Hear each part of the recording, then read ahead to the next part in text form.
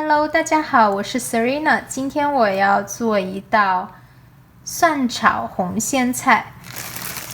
这个是超市买的红苋菜，之前已经用掉了大概1/3，用来煮瘦肉汤，很好喝。今天就做一个清炒。首先将大蒜削皮，然后切成蒜瓣。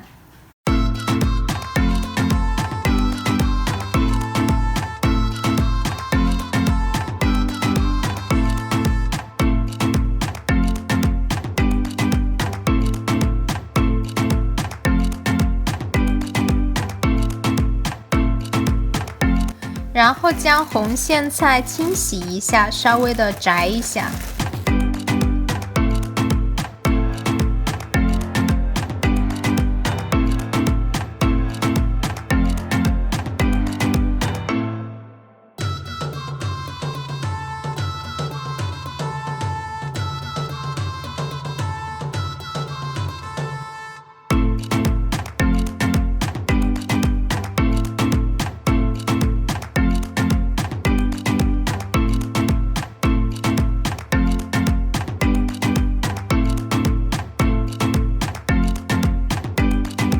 在锅中加入食用油和切好的大蒜，开大火，然后将洗好摘好的红苋菜也加入锅中，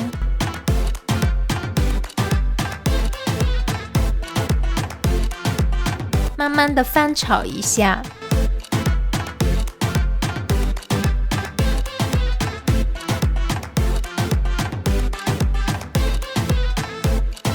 当红苋菜开始变软，加入适量的食用盐，翻炒均匀。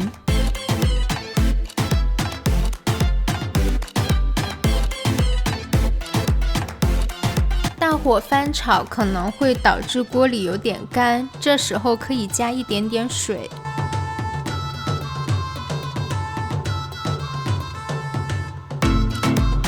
继续翻炒红苋菜。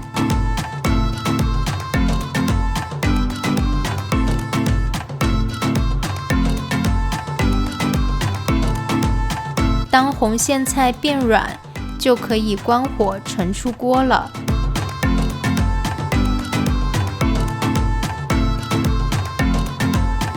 这道简单又美味的清炒红苋菜就做好了。